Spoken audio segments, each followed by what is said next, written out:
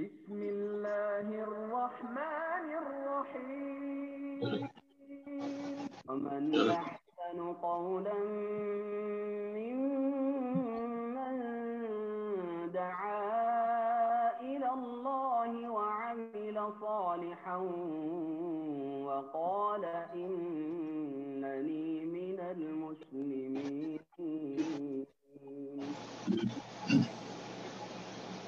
السلام عليكم ورحمة الله وبركاته. إن الحمد لله نحمده ونستعينه ونستغفره ونعوذ بالله من شرور أنفسنا ومن سيئات أعمالنا. من يهده الله فلا مضل له ومن يضلل فلا هادي له. وأشهد أن لا إله إلا الله وحده لا شريك له وأشهد أن محمدا عبده ورسوله صلى الله تعالى عليه وعلى آله وصحبه وسلم تسليما كثيرا. أما بعد. সম্মানিত দ্বীনী ভাতৃমণ্ডলী, আল্লাহ রাব্বুল আলামিনের প্রশংসা এবং প্রিয় রাসূল সাল্লাল্লাহু আলাইহি সাল্লামের উপর সালাত ও সালামের পরে আজ 15ই জিলহজ 1442 হিজরি মোতাবেক 25শে জুলাই 2021 আমাদের ধারাবাহিক আলোচনা নাজাত প্রাপ্ত দলের আকীদা নিয়ে যে চলে আসছে তার পর্ব নম্বর 51। বিষয়বস্তু কোরআন সুন্নাহ, পরকালে হাসর হবে, এই হাসরের বিবরণ।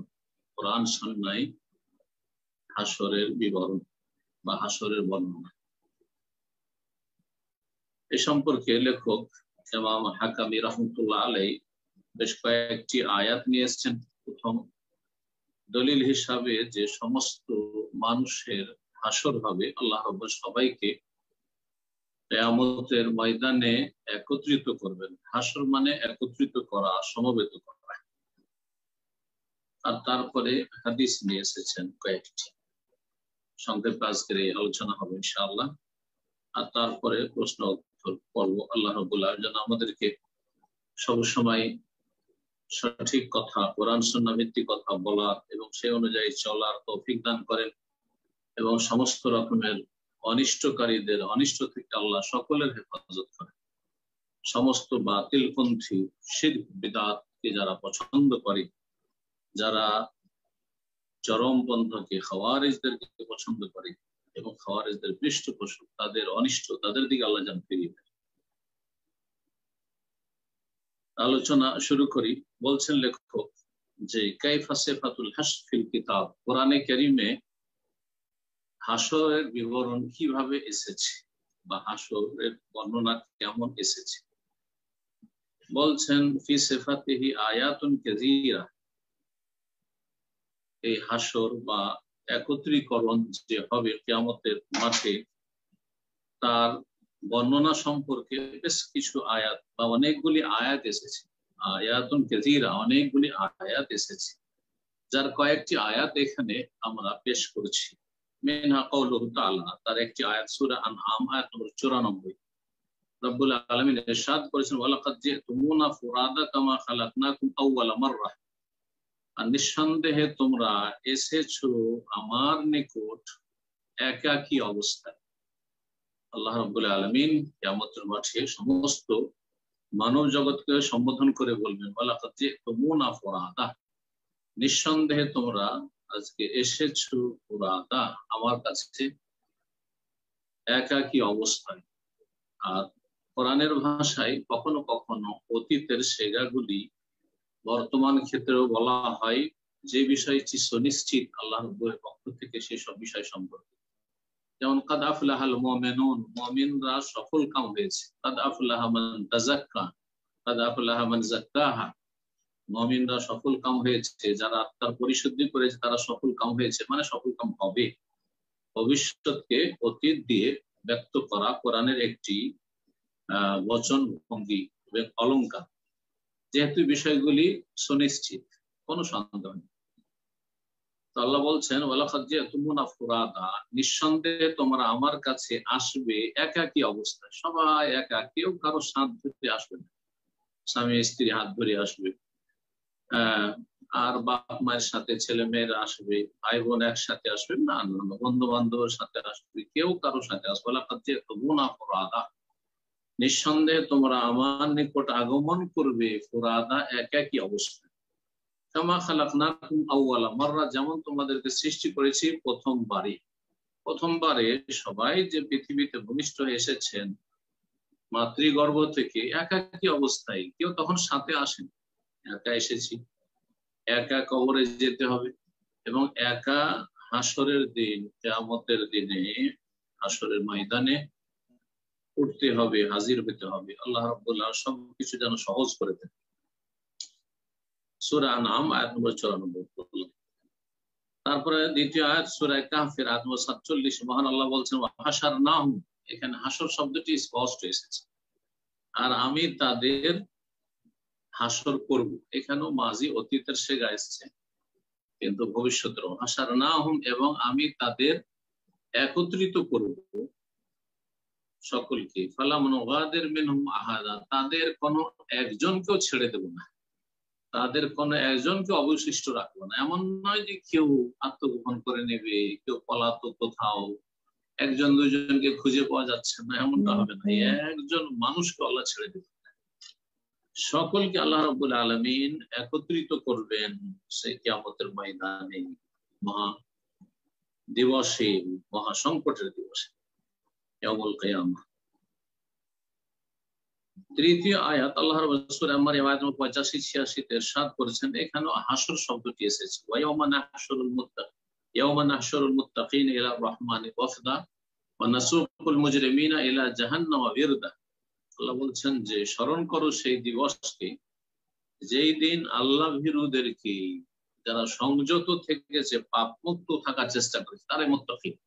মুত্তাকি মানে যারা পাপ মুক্ত থাকার চেষ্টা করেছে আল্লাহর ভয়ে, এবং আল্লাহর সামনে হাজির হইতে হবে, জবাব দিতে হবে, সেখানে প্রশ্নের সম্মুখীন হবে, এই সমস্ত বিশ্বাস নিয়ে যারা সংযত জীবনযাপন করেছে, পাপ মুক্ত থেকেছে, সেই দিনে আমি তাদের হাসর করব, একত্রিত করব ইলা রহমানে, পরম করুণাময় আল্লাহ রাব্বুল আলামিনের উদ্দেশ্যে বা নিকটে, ওয়াফদা, অতিথি হিসাবে। সম্মানিত অতিথি, সম্মানিত কোন দলকে বলা হয়, প্রতিনিধি দলকে ওয়াফদ বলা হয় আরবি ভাষায়। এখানে ওয়াফদ মানে হচ্ছে সম্মানিত মেহমান হিসাবে আল্লাহ রাব্বুল আলামিনের কাছে তাদের হাসর হবে, যারা মুত্তাকি, যারা পরেজগার। পরেজ মানে বেঁচে থাকা, এই শব্দটি ফার্সি শব্দ, যা বাংলায় এমন ভাবে ব্যবহার হয় যে ওটা খুব মানুষ সহজে বুঝে।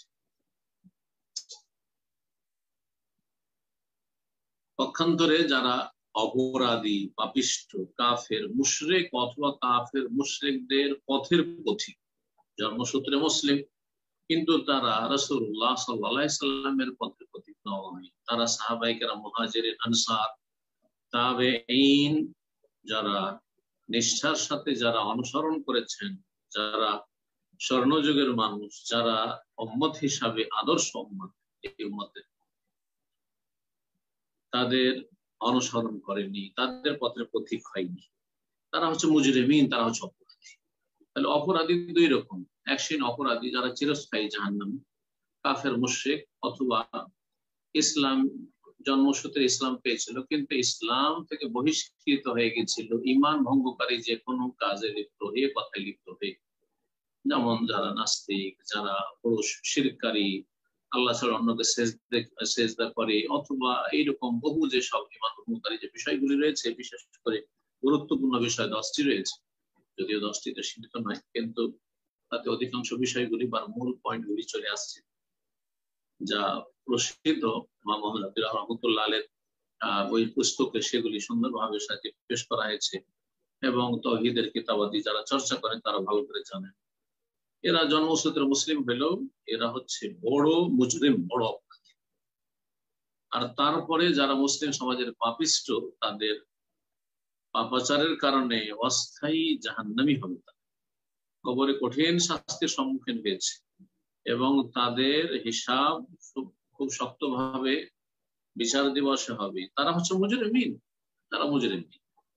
ওয়ানাসুকুল মুজরিমিনা ইলা জাহান্নাম ওয়িরদা। পক্ষান্তরে আল্লাহ বলছেন যে আমি অপরাধীদেরকে তাড়িয়ে নিয়ে যাব। সাকা ইয়াসুকু মানে তাড়িয়ে নিয়ে যাওয়া, হাঁকিয়ে নিয়ে, অপরাধীদেরকে আমি তাড়িয়ে নিয়ে যাব জাহান্নামের দিকে। ওয়িরদা পিপাসিত যে গবাদি পশু যেমন গরু বা অন্যান্য জীবজন্তু যেগুলো রয়েছে, পিপাসিত যেসব গবাদি পশুকে মানুষ পানির ঘাটে তাড়িয়ে নিয়ে যায় তাড়াতাড়ি, যে তাড়াতাড়ি পানি পান করায়, না হইলে মরে যাবে পিপাসার কারণে। তো ওই রকম ভাবে তাদেরকে তাড়িয়ে নিয়ে যাবে। আল্লাহ, কত লাঞ্ছনা! সেই পৃথিবীর সবচেয়ে বড় হিরো তারা ছিল। পৃথিবীতে তাদের দাপটের শেষ ছিল না, পৃথিবীতে তাদের দল ভারী, পৃথিবীতে বাতিল পন্থীদের সবসময় দল ভারী। সুতরাং জাহান্নামেও তাদের দল ভারী হবে, অধিকাংশ জাহান্নামী হবে। ওয়ানাসুকুল মুজরিমিনা ইলা জাহান্নাম বিরদা, আল্লাহ বলছেন যে অপরাধীদেরকে জাহান্নামে আমি তাড়িয়ে নিয়ে যাব বিরদা, পিপাসিত গরু মতো বা গবাদি পশুর মতো করে। তারপরে আল্লাহ রাব্বুল আলামিন 4 নম্বর আয়াতে ইরশাদ করেছেন, ওয়া কুনতুম আজওয়াজান সালাসা, তোমরা কিয়ামতের দিবসে 3 শ্রেণীতে বিভক্ত হবে। আজওয়াজান সালাসা, আজওয়াজ মানে আসনাফ, এখানে 3 শ্রেণীতে বিভক্ত হবে, মানুষকে 3 ভাগে ভাগ করা হবে। এক হচ্ছে আসহাবুল মাইমানা, আর এক হচ্ছে আসহাবুল মাশআমা বা আসহাবুশ শিমাল অন্য আয়াতের ভাষায়, আর আসহাবুল মাইমানার অপর নাম হচ্ছে আসহাবুল ইয়ামিন অন্য আয়াতে যেমন রয়েছে। আর তৃতীয় সবচেয়ে উৎকৃষ্ট দল, সম্মানিত দল হচ্ছে সাবিকুন, সাবিকুন, অগ্রগামী যারা পৃথিবীতে ঈমান আমলে অগ্রগামী ছিল, সুতরাং আখিরাতেও জান্নাতে যেতে তারা অগ্রগামী থাকবে। অকুনতুম আজওয়াজান সালাসা, হে মানব জগৎ, তোমরা 3 ভাগে বিভক্ত হবে সেই দিন। আসহাবুল মাইমানা, একদল হবে ডান দিকের বা ডানপন্থী। এই পৃথিবীর রাজনৈতিক ভাষায় ডানপন্থী নয়, কিন্তু সেই দিনে তারা ডান দিকের হবে, মানে তাদের ডান হাতে আমলনামা তারা প্রাপ্ত হবে। মা আসহাবুল মাইমানা, কত সম্মানিত, কত না সম্মানিত ডান দিকের লোকেরা বা ডান দিকের দল। ওয়া আসহাবুল মাশআমা, আর বামপন্থী বা বাম দিকের দল হবে, যাদের বাম হাতের পেছন থেকে আমলনামা দেওয়া যাবে। মা আসহাবুল মাইমানা, কত না দুর্ভাগা হবে, কত না হতভাগা হবে, কত না লাঞ্ছিত হবে সেই বামপন্থী বা বাম দিকের দলটি। এটি দ্বিতীয় দল হয়ে গেল, যারা বড়ই হতভাগা, যারা জাহান্নামী। ওয়াসাবিকুন আস-সাবিকুন, আর আরেক দল হবে পৃথিবীতে তারা ছিল ঈমান এবং সৎ আমলে অগ্রগামী, সুতরাং পরকালে বিচার দিবসও তারা অগ্রগামী থাকবে জান্নাতের দিকে। এই ছিল সূরা ওয়াকিয়ার 7 থেকে 10 আয়াত নম্বর। 5 নম্বর আয়াত হাসর সম্পর্কে এবং মানুষকে যে একত্রিত করবেন আল্লাহ রাব্বুল সেই দিন। আহ্বানকারী আহ্বান করবে, সেই ডাকের পিছনে ছুটে চলবে। আল্লাহ বলছে ইয়াউমা ইয ইয়াত্তাবিউনা দাইয়া, স্মরণ করো সেই দিনকে যেই দিন আহ্বানকারীর তারা অনুসরণ করবে। সমস্ত মানুষ একটি ডাকের আহ্বায়ক আহ্বান করবেন, তার অনুসরণ করবে। লা ইওয়াজা লাহু, তাতে কোনো বক্রতা থাকবে না, মানে এদিক সেদিক এলো পাথারি চলবে না। সবাই একেবারে কর্ণপাত করে শুনবে যে কোন দিক থেকে ডাকটি হচ্ছে আর কোন দিকে যেতে হবে। সবাই সোজা সেই দিকে ছুটবে। ওয়াখাশাতিল আসওয়াতু লির-রহমান, পরম করুণাময় আল্লাহ রাব্বুল আলামিনের সামনে সমস্ত আওয়াজগুলি সেই দিন স্তব্ধ হয়ে যাবে। কারো কোনো আওয়াজ, টুক করে আওয়াজ থাকবে না, কেউ সেখানে কথা বলতে পারবে না। এটি হচ্ছে কোরআনে কারীমের কথা, লা ইয়াতাকাল্লামুনা ইল্লা মান আযিনা লাহুর রহমান ওয়া ক্বালা সাওমা। সেই দিন কোন শক্তি, কোন ব্যক্তি কথা বলতে পারবে না, তবে আল্লাহ যাকে অনুমতি দেন, আম্বিয়া রাসূলগণকে শাফাআতের অনুমতি দিবেন যে কথা বলা হয়েছে। এছাড়া যাদেরকে আল্লাহ চাইবেন। কিন্তু যারা যত বেশি শিরক বেদাতে লিপ্ত, বেদাতপন্থীদের সেসব পীর মুর্শিদ, তাদের ধৃষ্টতার শেষ নাই, যে তারা কিয়ামতের দিনে গায়ের জোর দেখিয়ে তারা মুরিদানকে জান্নাতে নিয়ে যাবে, জাহান্নামে যেতে দেবে না, আর সেখানে বড় বড় জাহাজ নিয়ে হাজির হবে। এই সমস্ত গোমরাহ ফিরকা থেকে সতর্ক সাবধান, এবং এই রকমের গুমরাহি আর অন্ধকার থেকে নিজেকে বাঁচিয়ে রাখুন। ঈমান আমল ছাড়া সেদিন কোন কাজ আসবে না, কোন কিছু কাজে আসবে না। ইয়াউমা ইয়াত্তাবিউনা দাই, আল্লাহ বলছেন সূরা তাহার আয়াত নম্বর 108, সেই দিন সকল মানুষ আহ্বায়কের অনুসরণ করবে, লাই আওয়াজ আলো, তাতে কোনো বক্রতা থাকবে না, সবাই তাকে ফলো করবে।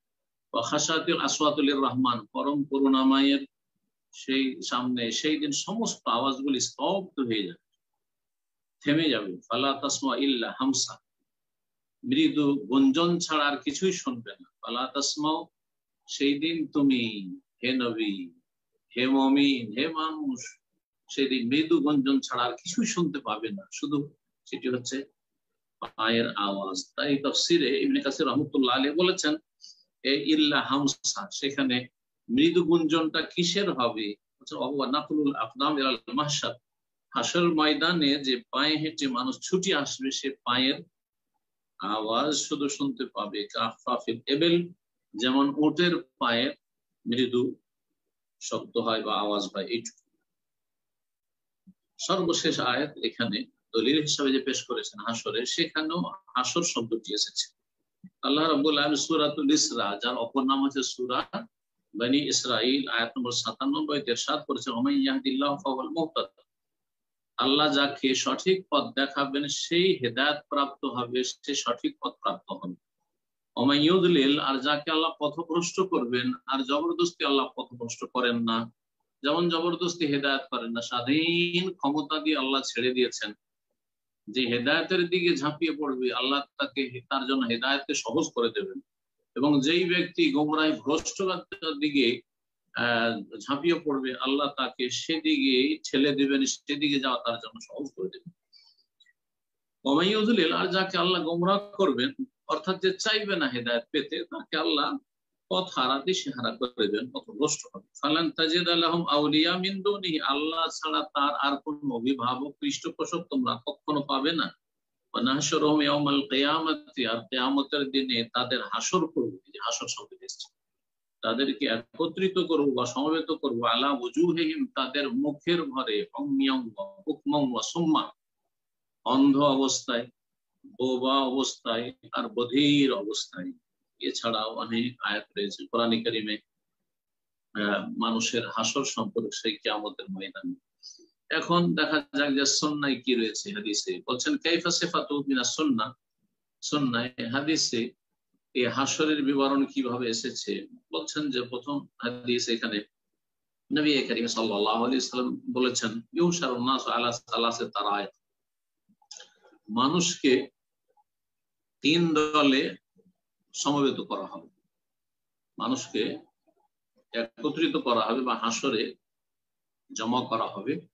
আলা সালাসে তারায়েক, তিন দলে। সালাসে তারায়েক তারিকের অর্থ এখানে হচ্ছে তায়েফা, তিনটি দল থাকবে তাদের। রাগিবিনা রাহিবিনা ওয়া ইসনান আলা বাইর ওয়া সালাস আলা বাইর ওয়া আরবা আলা বাইর ওয়া আশার আলা বাইর ওয়া তাহশুরু বাকিয়াতুহুম আন-নার ওয়া তাকিলু মাহুম হাইসু ক্বালু ওয়া তুসবিহু মাহুম হাইসু আসবাহু ওয়া তুমসি মাহুম হাইসু আমসাউ। তিন ভাগে বিভক্ত হবে সেই দিন, যারা সকলেই সমবেত হবে সেই হাসরের ময়দানে। রাসূলুল্লাহ সাল্লাল্লাহু আলাইহি ওয়াসাল্লাম বলছেন, রাগিবিন আর রাহিবিন, একদল হবে যারা আল্লাহর রহমতের আশাবাদী হবে আর ভয় ভীত হবে, ভয়ও থাকবে আল্লাহর আযাবে পকড়া হয়, আবার আল্লাহর কাছে রহমতের আশাও থাকবে। তারা মুমিন এবং তাদের ঈমান যেহেতু ছিল, তাওহীদ ছিল, সুতরাং তাদের আশা আছে নাজাত পাবে। কিন্তু যে কোনো গুনাহের কারণে যদি সেই গুনাহ মাফ না হয়ে থাকে, তো আল্লাহ ধরে নিতে পারেন, আল্লাহ আযাব দিতে পারেন, সুতরাং রাহিবিন, তাদের মধ্যে ভয়ও কাজ করে। আর এই দুটো হচ্ছে মানুষের, মুমিনের ডানা স্বরূপ, পাখির যেমন ডানা, ঠিক তেমন মুমিনের ডানা হচ্ছে দুটো। আল্লাহর রহমতের যেমন আশাবাদী হবে, তেমনি আল্লাহর আযাবকে ভয় করবে। দ্বিতীয় দল হবে ওয়াইসনান আলা বাইর, উটের পিঠে একত্রিত হবে, দুইজন একটি উটের পিঠে চাপবে। ওয়া সালাস আলা বাইর, উটের সংখ্যা কম, সুতরাং একটি উটের পিঠে তিনজনও চাপবে। ওয়া আরবা আলা বাইর, চারজন কোন কোন উটের উপর চেপে থাকবে। আশার আলা বাইর, কোন কোন উটের পিঠে 10 জন চেপে থাকবে। এটি হচ্ছে দ্বিতীয় দল। ওয়া তাহশুরু বাকিয়াতুহুম আন-নার, এবং বাকি অবশিষ্ট যে লোকগুলি, এই দুই দল বাদ দিয়ে, তাদেরকে আগুনে একত্রিত করবে, আগুনে তাড়িয়ে নিয়ে যাবে। তাকিলু মাহুম হাইসু ক্বালু, যেখানে তারা বিশ্রাম করবে দুপুর বেলায়, সেখানে তাদের সাথে আগুন বিশ্রাম করবে, আগুন সেখানে অবস্থান করবে। অতুসবিহু মাহুম হাইসু আসবুহু, যেখানে তাদের সকাল হবে সেখানেই সকালে সকালে আগুন সেখানে বিদ্যমান হবে, আগুন তাদের সাথ ছাড়বে না। সুবহানাল্লাহ। তুমসি মাহাইসু আমসাউ, আর যেখানে তাদের সন্ধ্যা হবে আগুনেরও সেখানে সন্ধ্যা হবে, আগুনও সেখানে পৌঁছে দিচ্ছে। এই হাদিস সহিহ বুখারীতে রয়েছে। আবু রাদিয়াল্লাহু তাআলা থেকে কিতাবুর রিকাব মর্মস্পর্শী যে পর্বটি রয়েছে তাতে রয়েছে কাইফাল হাস, সেখানে ইমাম বুখারী রাহমাতুল্লাহ আলাইহির অধ্যায় রয়েছে কাইফাল হাস, হাসর মানুষের কেমন ভাবে হবে কিয়ামতের দিনে। সহিহ মুসলিমে বাবু ফেনাফানাই দুনিয়া, দুনিয়া যে ধ্বংস হয়ে যাবে, বায়ানুল মাহশার, আর মাহশার যে হবে হাসরের ময়দান, এই সম্পর্কে নাসাইতে রয়েছে জানাজার অধ্যায়। এখানে বুখারীর বাক্যগুলি তো এখানে যে বলা হয়েছে যে দ্বিতীয় দলটি, সেই দলটি উটের পিঠে চেপে আসবে। উটের সংখ্যা কম থাকবে, সুতরাং 2 জন, আবার 3 জন, 4 জন, 10 জনও এক এক উটের পিঠে চেপে আসবে। এটা কোন হাসর? হাদিসটা শেষ করেনি, বা হাদিস শেষ হয়ে গেছে। হাদিস 3টি দল। তাহলে একটি দল হচ্ছে যারা আল্লাহ রহমতের আশাবাদী হবে আর ভয়ভীত হবে, আর একটি দল হবে যে উটের পিঠে চেপে আসবে, আর তৃতীয় দল যাদেরকে আগুনে তাড়িয়ে নিয়ে আসবে। তার মানে তারা পায়ে হেঁটে দৌড় দিয়ে ছুটে আসবে আর আগুন তাদেরকে তাড়া করবে, যারা সবচেয়ে অসৎ লোকেরা হবে। এখন এই হাসরটা কখন? এর বিপরীত আরেকটি হাদিস রয়েছে, সাংঘর্ষিক হাদিস। নবী করিম সাল্লাল্লাহু আলাইহি ওয়াসাল্লাম থেকে বর্ণনা করেছেন আব্দুল্লাহ বিন আব্বাস রাদিয়াল্লাহু তাআলা আনহুমা যে ইউহশারুন নাসু ইয়াউমাল কিয়ামাতি হুফাতান উরাতান গুরলান, কিয়ামতের দিনে মানুষকে একত্রিত করা হবে হাসর মাঠে হুফাতান, জি হুফাতান হাফির বহু বচন, মানে খালি পায়ে, পায়ে জুতো স্যান্ডেল থাকবে, মানে পায়ে হেঁটে আসবে খালি পায়ে। উরাতান বস্ত্রহীন, বিবস্ত্র, শরীরে কোনো কাপড় চোপড় থাকবে। গরলান খাতনাবিহীন, যেমন মায়ের পেট থেকে বেরিয়ে এসেছিল মানুষ খাতনাবিহীন, ঠিক ওই রকম। তাহলে এখানে তো মনে হচ্ছে যে মানুষ এইভাবে হাসর হবে। আর আগের যে হাদিস তাতে তো অন্যরকম বর্ণনা আসলো।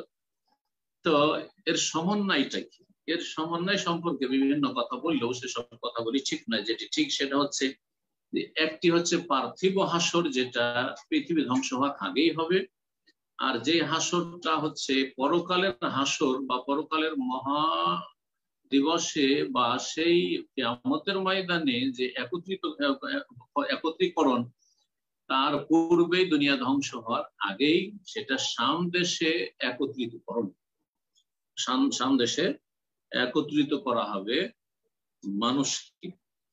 এই জন্য সামদেশকে, আর বৃহৎ সামদেশ বর্তমান সিরিয়া, জর্ডন, ফিলিস্তিন, লেবানন, এই সমস্ত দেশগুলি হচ্ছে বৃহৎ সামদেশে তাদের হাসর হবে, সামদেশে হাসর হবে। এজন্য সামদেশে বলা হয়েছে আরদুল মাহশার ওয়াল মানশার, আরদুল মাহশার। জি, এটা হচ্ছে হাসরের ময়দান বা হাসরের স্থান, যেখানে সারা পৃথিবীর মানুষকে একত্রিত করা হবে, নিয়ে আসা হবে।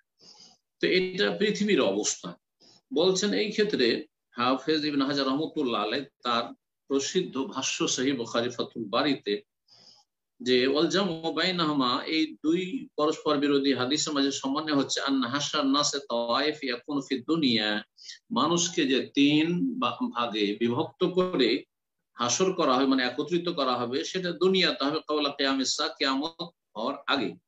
হাইসু তুহশারুন নাসু আহইয়া, হাইসু তাহশুরুন নারু আন-নাসা আহইয়াআন ইলা শাম, মানুষকে জীবন্ত অবস্থায় আগুনে শাম দেশে একত্রিত করবে, শাম দেশে তাড়িয়ে নিয়ে আসবে। যেমন হাদিসে রয়েছে ইয়ামানের গর্ত থেকে আগুন বেরিয়ে আসবে আর তাদেরকে তাড়িয়ে নিয়ে আসবে শামের দিকে, এরকম যে হাদিসগুলি রয়েছে। ওয়ামাল হাসর মিনাল কুবুর, আর আরেকটি হাসর হচ্ছে সর্বশেষ পৃথিবী ধ্বংসের পরে, সেটা হচ্ছে কবর থেকে পুনরুত্থানের পরে, কবর থেকে জীবিত করে উঠিয়ে তাদের হাসর বা একত্রীকরণ যেটা হবে, সেটা হচ্ছে এই হাদিসে ইবনে আব্বাস রাদিয়াল্লাহু তাআলা আনহুর হাদিসে যা রয়েছে, আর এটি হচ্ছে ওয়াহাজা সহিহ, এটি হচ্ছে সহিহ। আর তা হচ্ছে যে মানুষ কবর থেকে যখন উঠে আসবে, খালি পায়ে আসবে, আর বিবস্ত্র হয়ে আসবে, আর খাতনাবিহীন অবস্থায় আল্লাহর সামনে হাসরের মাঠে হাজির। কেউ কারোকে তাকার আবার মতো পরিস্থিতি থাকবে না, সবাই নিজেকে নিয়ে এত ব্যস্ত থাকবে যে মানুষ সেটা এই পৃথিবীতে কল্পনা করতে পারে।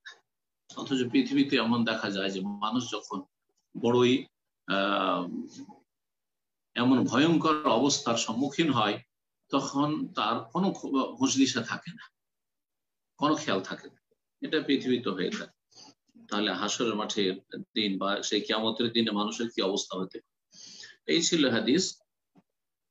আর তারপরে আনাস মালিক রাদিয়াল্লাহু তাআলা আনহু থেকে আরেকটি হাদিস বর্ণনা করেছেন, লেখক বলেছেন আন্না রাজুলান ক্বালা, জনৈক ব্যক্তি বলল, ইয়া নবী আল্লাহ, হে আল্লাহর নবী, কাইফা ইউশারুল কাফির আলা ওয়াজহিহি, কাফেরকে মুখের ভরে কেমন করে কিয়ামতের দিনে আনা হবে, হাসর করা হবে। কিয়ামতের মাঠে পায়ে হেঁটে আসবে না কাফেররা, মুখের ভরে হেঁটে আসবে। এটা তো আশ্চর্যজনক বিষয় যে মুখের ভরে কেমন করে হাঁটে। পায়ে মানুষ হাঁটতে পারে কিন্তু মুখের ভরে কেমন করে হাঁটবে, প্রশ্ন। কালা, তখন রাসূল বললেন, আলাইসাল্লাযী আমশাহু আলা রিজলাইনি ফিদ দুনিয়া কাদিরান আলা ইউমশিয়াহু আলা ওয়াজহি ইয়াউমাল কিয়ামা। আচ্ছা, যেই সত্তা আল্লাহ রাব্বুল আলামিন তাকে ইহজগতে পৃথিবীতে দুই পায়ে চলার শক্তি দিয়েছিলেন, তিনি কি সক্ষম নন কাদেরান যে কিয়ামতের দিনে তাকে মুখের ভরে আল্লাহ হাঁটিয়ে নিয়ে আসবেন? সেটা করতে পারবেন না? অবশ্যই পারবেন, আল্লাহ শক্তি দিলেই হইল। এই শক্তি দিবে যে মুখের ভরে তুই হাঁট। এই হাদিস সহিহ বুখারীতে রয়েছে, কিতাবুল রিকাক, সহিহ মুসলিমে রয়েছে সিফাতুল কিয়ামা এবং জান্নাত জাহান্নামের আদে বাবুন ইউশারুল কাফির আলা ওয়াজহি। ইমাম নববী রাহমাতুল্লাহ আলাইহি সহিহ মুসলিমে যে অধ্যায় কায়েম করেছে সেটা হচ্ছে যে কাফের হাসর হবে মুখের ভরে কিয়ামতের দিন। তৃতীয় হাদিস, নবী সাল্লাল্লাহু আলাইহি ওয়াসাল্লাম বলেছে, ইন্নাকুম মাহশুরুনা হুফাতান উরাতান গুরলা, নিঃসন্দেহে তোমাদের হাসর হবে, তোমাদেরকে একত্রিত করা হবে, হুফাতান খালি পায়ে, হাফির বহুবচন, গোরাতান আরির বহুবচন, বস্ত্রহীন অবস্থায়, গোরাতান গোরলান তোমাদেরকে খাতনাবিহীন হাসর করা হবে বা একত্রিত করা হবে। কামা বাদানা আউয়ালা খালকিন নুঈদু, সূরা আম্বিয়া 4 যেমন আল্লাহ বলেছেন, যেমন আমি প্রথমবারে সৃষ্টি করেছিলাম ঠিক সেই রকমই নুঈদু, পুনরায় তাদেরকে ফিরিয়ে নিয়ে আসবো, মানে তাদেরকে পুনর্জীবিত করব। ওয়াইনা আউয়ালাহু আল খালায়েক বা ওয়াইনা আউয়াল আল খালায়েক শুদ্ধ হবে, এখানে আউয়ালাহু টাইপের ভুল আছে। ওয়াইনা আউয়াল আল খালায়েক, আর সর্বপ্রথম সমস্ত মানুষের মধ্যে, ইউকসা, যাকে কাপড় বস্ত্র দান করা হবে, ইয়াউমাল কিয়ামত, কিয়ামতের দিবসে, তিনি হচ্ছেন ইব্রাহিম আলাইহিস সালাম, ইব্রাহিম আলাইহিস সালাতু সালাম। এই হাদিস সহিহ বুখারী, মুসলিম, নাসাই, তিরমিজি, মুসনাদ আহমদ, দারমি, ইবনে মাজাহ রয়েছে ইবনে আব্বাস রাদিয়াল্লাহু তাআলা আনহুমা থেকে। আয়েশা রাদিয়াল্লাহু তাআলা আনহা বলেন, ইয়া রাসূলুল্লাহ, হে আল্লাহর রাসূল, আর রিজাল ওয়ান নিসা, সেখানে অসংখ্য নারী পুরুষ, সমস্ত নারী পুরুষ সেখানে একত্রিত হবে কিয়ামতের ময়দানে। ইয়ানজুরু বাযুহুম ইলা বায, আর বিবস্ত্র অবস্থা থাকবে নর নারী, তাহলে একে অপরের দিকে তাকাতে থাকবে, কি লজ্জাকর পরিস্থিতি, এইরকম পরিস্থিতি হবে। ফাকালা, তখন রাসূলুল্লাহ উত্তরে বলেছেন, আল আমরু আশাদ্দু মিন আইয়িহিম যালিকা, কিয়ামতের ভয়াবহতা এর চাইতে অনেক কঠিন হবে। সেই সময় চিন্তা করার, দেখার কোন ফুরসত থাকবে না যে কে কি অবস্থায় আছে, আর সব বিবস্ত্র হয়ে আছে, এই দেখার মতো পরিস্থিতি থাকবে না। আল্লাহু আকবার। আল্লাহ রাব্বুল আলামিন যেন আমাদের হাসরকে সহজ করেন, আমাদের হিসাবকে সহজ করেন, এবং বিনা আযাবে, বিনা হিসাবে আল্লাহ রাব্বুল আলামিন আমাদেরকে যেন জান্নাতুল ফিরদাউস দান করেন, জাহান্নামের আযাব থেকে রক্ষা করেন। আল্লাহ রাব্বুল আলামিন আমাদের দ্বীনের উপরে যেন অটলতা দান করেন এবং সমস্ত রকমের বিভ্রান্তি, গুমরাহি থেকে আল্লাহ রাব্বুল আলামিন আমাদের যেন হেফাজত করেন। সাল্লাল্লাহু আলাইহি ওয়াসাল্লাম আলা নবিয়িনা মুহাম্মদ ওয়া আলা আলিহি ওয়া সাহবিহি আজমাইন।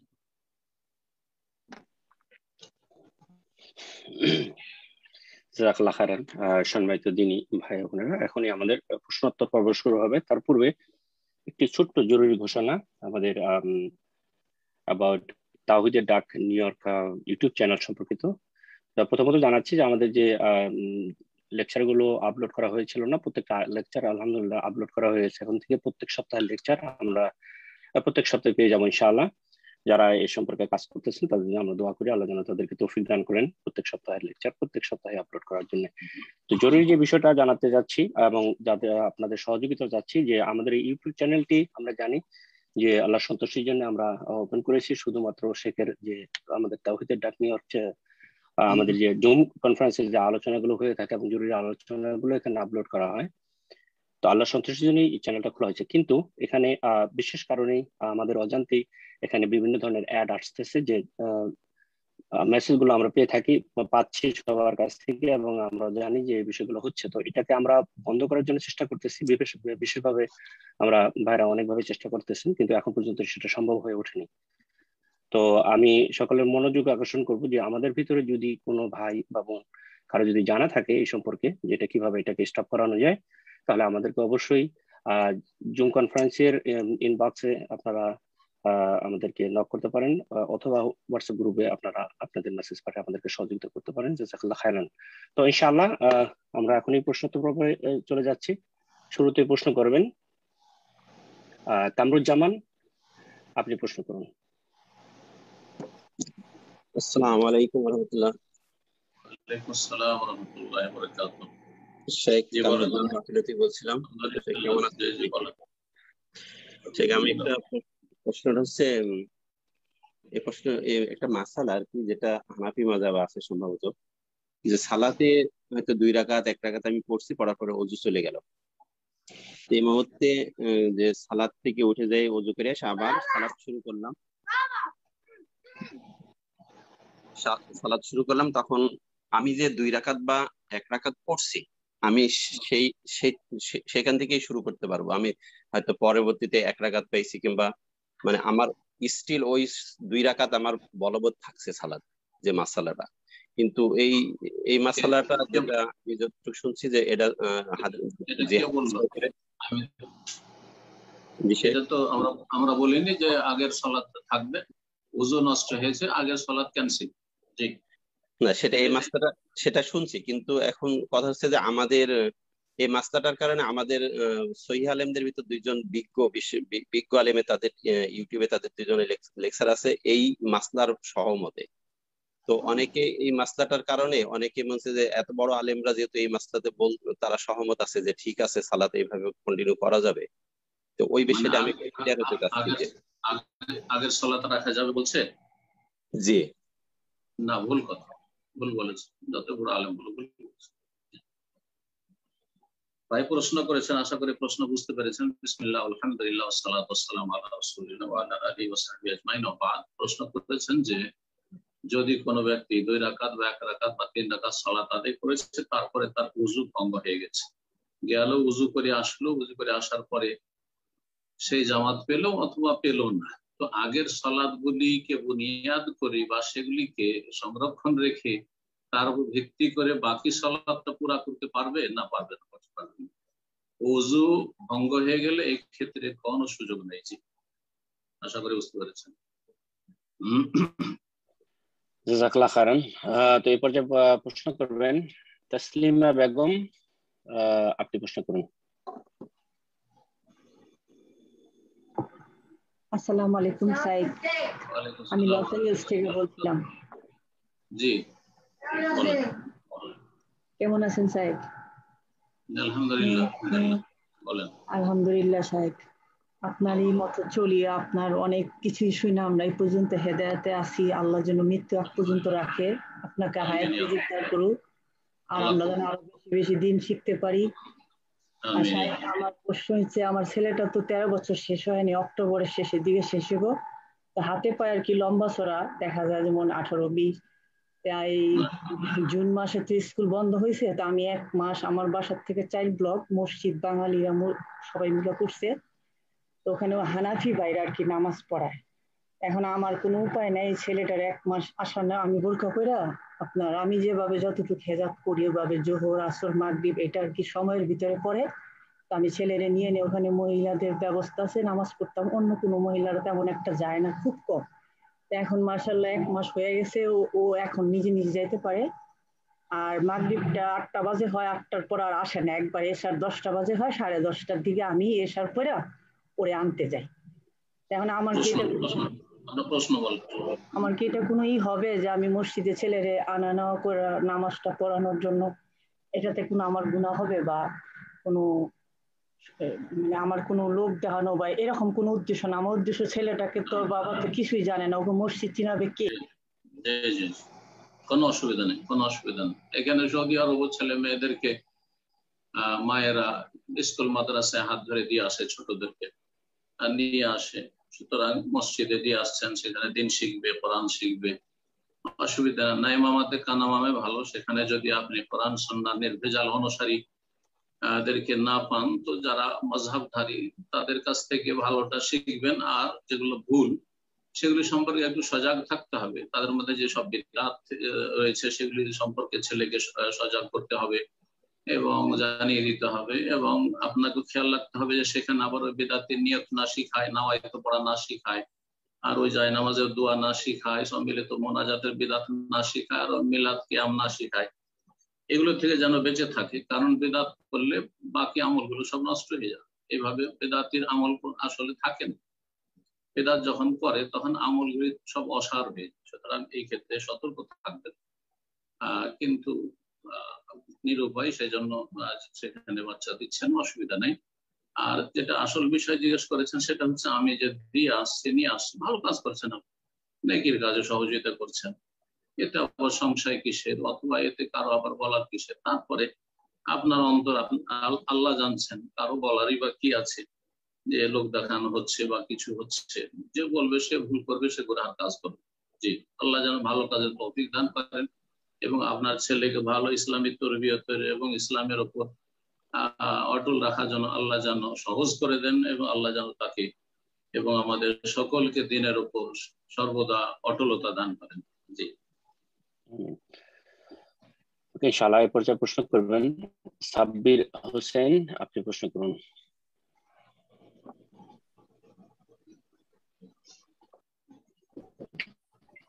আসসালামু আলাইকুম শাইখ। ওয়ালাইকুম আসসালাম। জি, আমি বাংলাদেশ থেকে।